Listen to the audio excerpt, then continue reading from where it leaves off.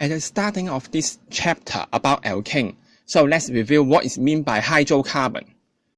The word hydrocarbon means the molecule that contain hydrogen and carbon only. Now, here I show 8 molecules, and you can see from the left hand side, they contain only carbon and hydrogen.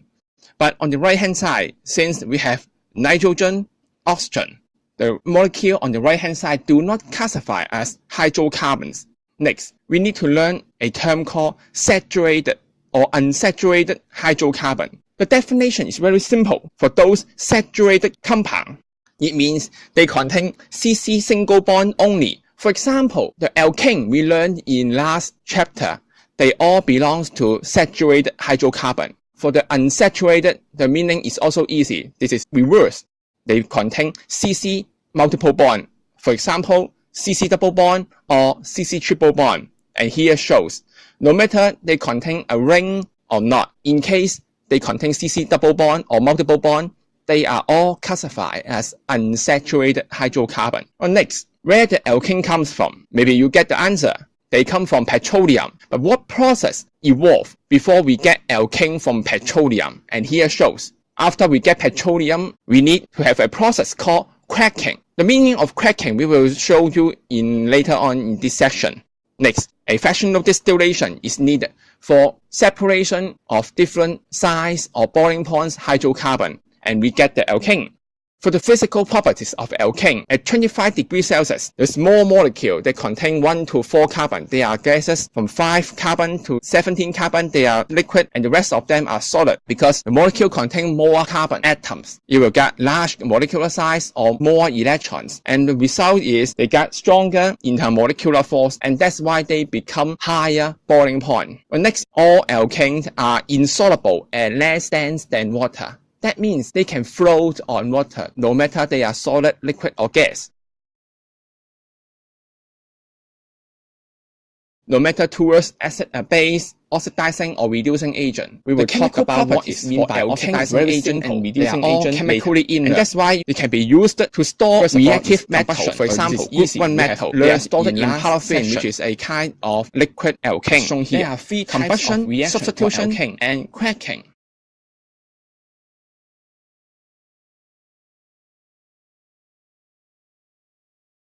Alkane become gas and react with oxygen to form carbon dioxide and water. This is what we call complete combustion. However, if there is insufficient oxygen supply besides carbon dioxide and water, carbon monoxide and carbon powder will form complete combustion. So you have learned in last section. Next is substitution reaction with halogen.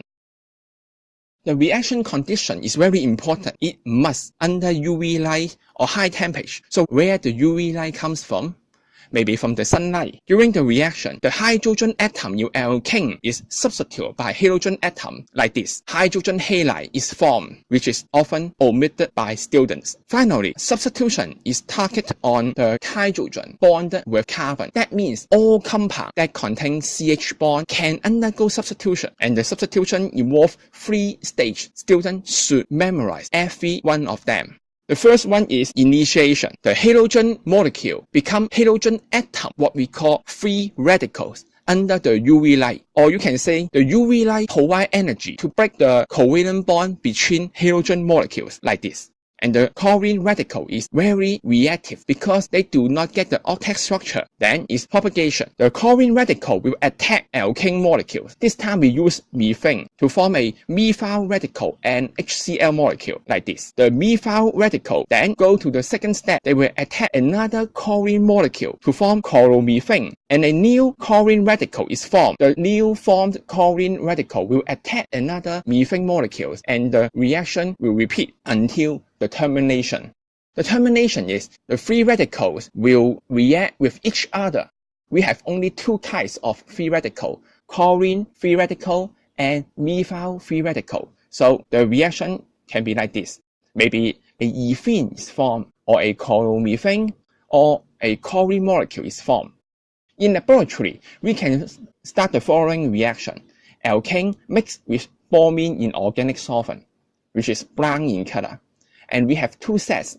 The first set is under sunlight. The second set is placed in a dark box. And after a few minutes, you can see the one undergo sunlight turns colorless because the product formed from substitution reaction are colorless. However, the one stored in the black box remain orange-brown because no reaction undergoes. The characteristic for substitution reaction is this is a chain reaction. That means once it starts, you cannot stop the reaction at a point whenever you like. And this creates another problem is the reaction is random. That means you will get a mixture of different molecules, chloromethane, dichloromethane, chloroethene, dichloroethene, and so on and so on. You cannot control what kind of product is formed. The only thing we can do is we try to use excess methane, then the product will be mainly in chloromethane. Or in reverse, if we get excess chlorine, then tetrachloromethane will be dominate. But no matter in which case, we cannot 100% sure what kind of product form. Finally, is cracking because the demand for small hydrocarbon molecule and the large hydrocarbon molecule is different. We need a lot of petrol because we have many cars, but the supply of petrol is limited. In reverse, we don't need so much bitumen, but there are huge amount of bitumen in a petroleum source. So we need to do something to break the large hydrocarbon molecule into smaller one, and this process is called cracking. And here shows a setup. The paraffin is soaked in mineral wool, a kind of large hydrocarbon, and unglazed porcelain serve as catalyst, and the product obtained after the reaction, which exists as gaseous form, is a smaller hydrocarbon. There are 3 points you should memorize. The first one is, in the reaction, we need to heat the catalyst, but not the mineral wool, because if you heat the mineral wool, the hydrocarbon will vaporize very fast and pass through the catalyst, which is not hot enough to start the reaction. Second is, the first tube of gas collected is discarded because it is mainly containing the air inside the boring tube before the experiment. Finally, you should remove the delivery tube before stop heating, because once the heating is stopped, the pressure inside the tube is low. That will suck the cold water back to the tube, and this is called sucking back, which will break the boring tube. Next is the equation involved in cracking. Sorry to say that